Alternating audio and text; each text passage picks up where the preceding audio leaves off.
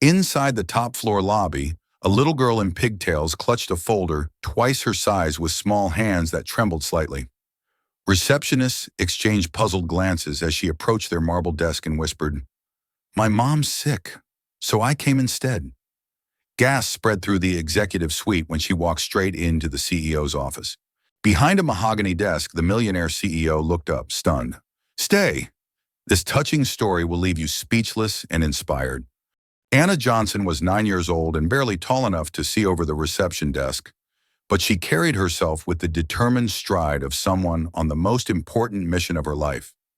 Her small sneakers squeaked against the polished marble floors of Coal Industries' executive suite, and her yellow dress, the nicest one she owned, carefully chosen for this moment, was wrinkled from the long bus ride across the city. The oversized manila folder in her arms contained everything she thought might matter. Her mother's carefully typed resume, copies of reference letters, and even a hand-drawn picture she'd made showing her mom working hard. She'd practiced what she would say during the entire journey, whispering the words under her breath while other passengers stared at the unusual sight of a child traveling alone to the business district.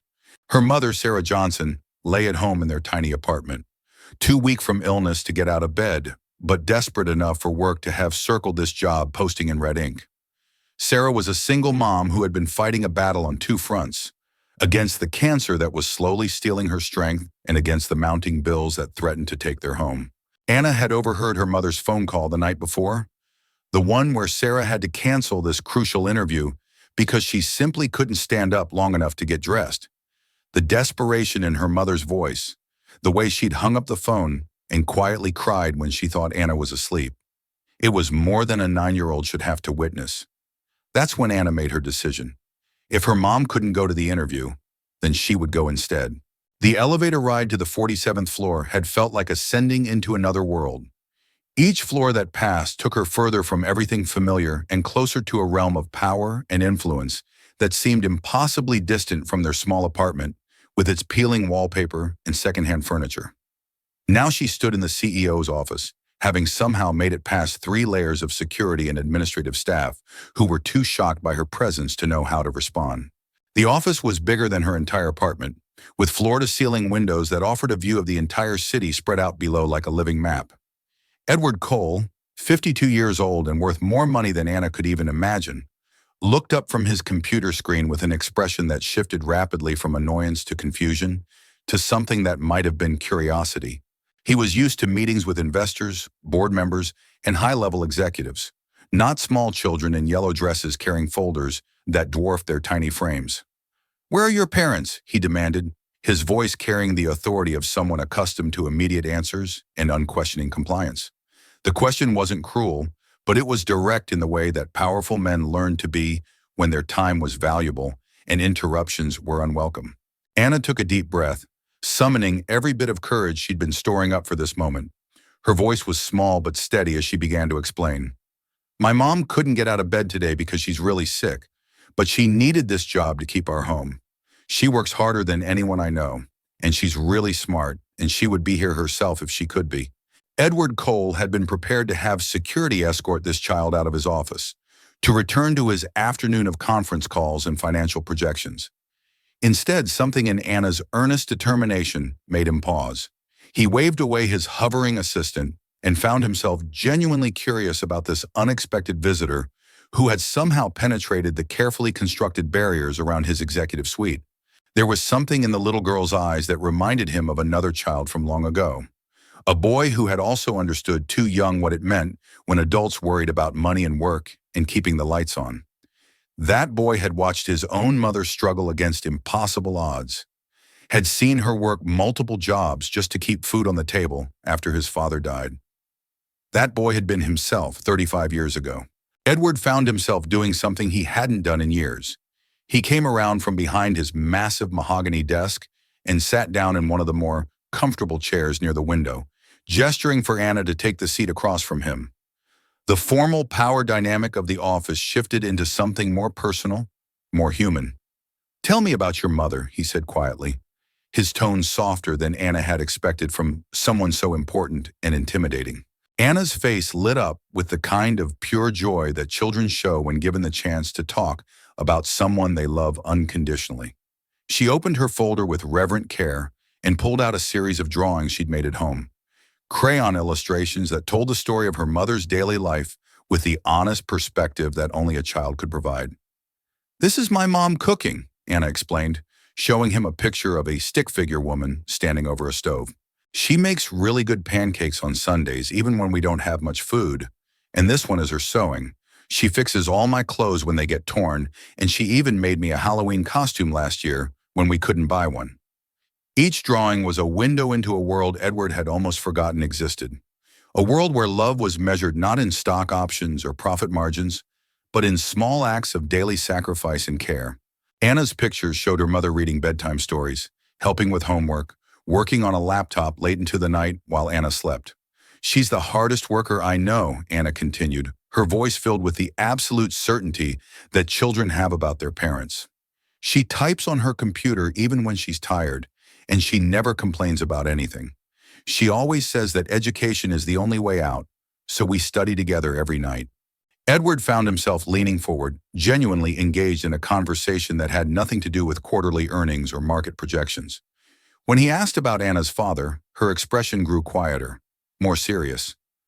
"It's just us," she said simply, without self-pity or drama, just stating a fact that had shaped her entire understanding of family and responsibility. "But that's okay because my mom is really strong and she takes care of everything." Edward offered Anna juice from his executive refrigerator, something he'd never done for any visitor, child, or adult, and listened as she described their evening routine. How her mother would help her with homework despite being exhausted from job searching and medical appointments. How they would read library books together because buying new ones wasn't possible. How her mother would tuck her in every night and promise that things would get better if they just kept working hard and believing in each other. Meanwhile, through the glass walls of his office, employees were gathering to watch this unprecedented scene. Edward Cole, the man who scheduled meetings in 6-minute increments and who had been known to end phone calls with investors if they wasted his time, was spending his afternoon having juice and conversation with a 9-year-old girl. Assistants whispered to each other. Board members raised eyebrows, and junior executives tried to figure out if this was some kind of publicity stunt or corporate strategy they weren't privy to. Their CEO was giving this child more focused attention than he'd given to most of them in months. But Edward was lost in memories of his own childhood, remembering what it felt like to watch a parent sacrifice everything for their child's future.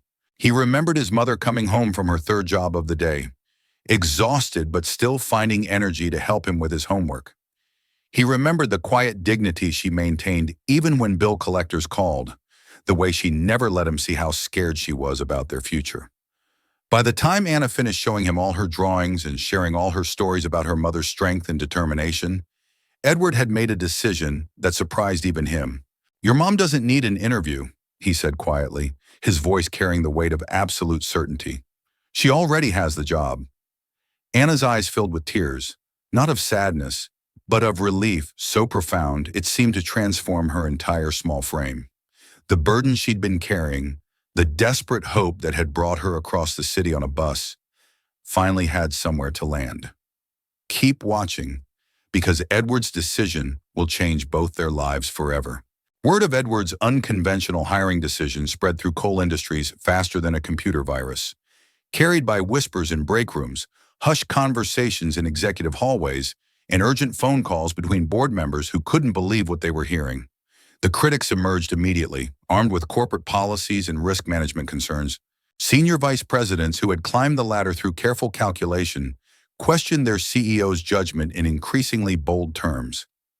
"He's being reckless," one of they muttered, hiring someone out of pity based on a child's sales pitch rather than proper vetting and qualifications. Board members called emergency meetings, their voices tight with concern about liability issues, insurance complications, and the precedent this decision might set. "What happens when word gets out?" they demanded. "Do we start hiring based on sob stories? Do we turn our human resources department into a charity organization?" But Edward Cole, haunted by memories that had been buried under decades of business success and financial achievement, found himself unmoved by their objections. The boy who had once watched his widowed mother work 3 jobs just to keep food on the table wasn't willing to abandon another mother facing similar struggles. Against his legal team's advice, he decided to visit Anna's home before Sarah Johnson officially started work. He needed to see for himself the circumstances that had produced such an extraordinary child. And he wanted to meet the woman whose strength had inspired her daughter to walk into a corporate skyscraper and demand an opportunity. The apartment building was in a part of the city Edward hadn't visited in 20 years. Not dangerous, but clearly struggling. Paint peeled from hallway walls, and the elevator made concerning noises as it carried him to the third floor. Anna's excited voice echoed through thin walls as she announced his arrival to her mother. Sarah Johnson met him at her apartment door, and Edward immediately understood why Anna spoke of her with such reverence. Despite being pale from illness and clearly exhausted, Sarah carried herself with quiet dignity that couldn't be diminished by circumstances. Her handshake was firm, her eye contact direct, and her small apartment was spotlessly clean despite its obvious poverty. "Mr. Cole," she began, her voice steady but concerned, "I need you to understand that I don't want charity. If you're here because you feel sorry for us or because Anna put you in an awkward position, please don't. I've been fighting my whole life, and I'll keep fighting. I just want the chance to earn my place." Edward found himself deeply moved by her pride, her refusal to accept help she hadn't worked for. It reminded him of his own mother's stubborn independence, her insistence on paying her own way, even when accepting help would have made their lives easier. "This isn't charity, Mrs. Johnson," he replied, his voice carrying absolute conviction. "This is recognition. Anna showed me something yesterday that our hiring process completely missed. The kind of character and determination that can't be measured by resumes or interviews." Yet even as he spoke these words, challenges were mounting on every front. Sarah's health was visibly fragile, requiring ongoing medical treatment that would impact her work schedule. The whispers at Cole Industries grew louder and more pointed, with some employees openly questioning whether their CEO had lost his judgment entirely. The financial press began picking up rumors of unusual hiring practices at Cole Industries. Stock analysts started asking pointed questions about corporate governance and decision-making processes. Board members scheduled increasingly urgent meetings to discuss what they euphemistically called recent personnel decisions. Edward faced a choice that would define not just his leadership, but his character. He could back down gracefully, find Sarah Johnson a position at a smaller company where his decision would attract less attention, protect his reputation, and his company's stock price. It would be the safe choice, the business-smart choice, the decision that his MBA education and decades of corporate experience told him to make. Or he could fight for this family the same way his mother had once fought for him, regardless of what it cost his standing with the board or his reputation in the business community. The memory of Anna's drawings, of her absolute faith in her mother's worth, made the decision inevitable.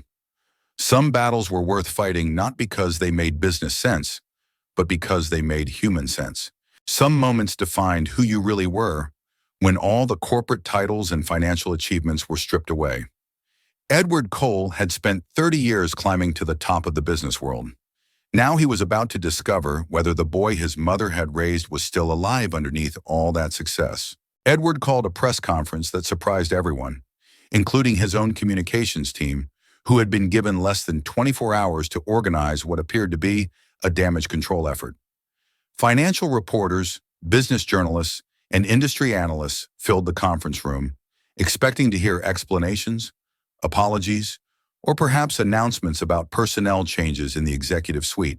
Instead, Edward walked to the podium with quiet confidence and introduced Sarah Johnson not as a charity case or a public relations gesture, but as Cole Industries' new head of community projects, a position he had created specifically to utilize her unique insights and experiences. The room buzzed with confusion and skepticism. Investors shifted uncomfortably in their seats, clearly wondering if their CEO had suffered some kind of breakdown. Board members exchanged worried glances, already calculating how this decision might impact stock prices and shareholder confidence. But Edward was undeterred. "I want you to hear directly from Mrs. Johnson about her vision for helping working families," he announced, stepping aside to give Sarah the microphone. Sarah Johnson, wearing a modest business suit that Anna had helped her choose, walked to the podium with the same quiet dignity she had shown at her apartment door. Her voice was soft at first, But it grew stronger as she began to speak about something she understood better than anyone in that room: the daily struggles of parents trying to balance work responsibilities with family needs. She outlined programs for on-site childcare, flexible scheduling for parents with sick children, emergency financial assistance for families facing medical crises, and educational partnerships that would help employees advance their careers while supporting their children's futures. Her ideas weren't theoretical or academic. They were born from lived experience, from nights spent worrying about bills and days spent juggling impossible schedules. As Sarah spoke, something remarkable happened in that room, full of cynical reporters and skeptical investors. The questions changed from hostile to curious, from dismissive to genuinely interested. Her passion was authentic, her solutions practical, and her understanding of the target population was deeper than any consultant's report could provide. Applause began hesitantly, then grew stronger as the audience realized they were witnessing something rare in the corporate world: genuine innovation born from personal necessity rather than market research. Edward looked toward the front row where Anna sat, wearing her yellow dress and watching her mother with absolute pride. The little girl who had walked into his office clutching oversized folders was beaming with the joy of seeing her faith in her mother validated by a room full of important adults. In the weeks that followed, Sarah not only thrived in her new role, but exceeded every expectation. Her community programs became a model for other corporations. Her insights into work-life balance issues helped coal industries attract and retain top talent, and her story became a case study in innovative hiring practices at business schools across the country. More importantly, Sarah's health began to improve with the stability and excellent medical benefits that came with her new position. The stress of financial uncertainty, which had been accelerating her illness, lifted like a weight removed from her shoulders. Color returned to her cheeks, strength returned to her voice, and hope returned to her planning for the future. Edward found himself becoming more than just Sarah's employer. He became a mentor, offering guidance on corporate navigation and strategic thinking. But the relationship worked both ways, as Sarah's perspective on employee needs and community engagement made him a more thoughtful leader. For Anna, the changes were equally transformative. She no longer worried about whether they would have to move again, whether her mother would be too sick to take care of her, or whether they would have enough food at the end of the month. Instead, she could focus on being a child, on schoolwork and friendships and the normal concerns of 9-year-olds. One afternoon, several months after that first meeting, Anna burst into Edward's office with the comfortable familiarity of someone who belonged there. She ran straight to him and wrapped her small arms around his waist in a hug that spoke volumes about trust and gratitude. "Thank you for saving us," she whispered against his expensive suit jacket. Edward knelt down to her level, his voice soft with emotion he rarely allowed himself to show. "No, Anna, you saved me too. You reminded me why I started working so hard in the first place. Not just to make money, but to make things better for people who need help." In that moment, surrounded by the trappings of corporate success, Edward understood that the most important business decision of his career had been made not in a boardroom or through financial analysis, but by listening to a 9-year-old girl who believed her mother deserved a chance. If this story touched your heart, subscribe to our Heart Stories for more inspiring and emotional tales of hope, family, and second chances.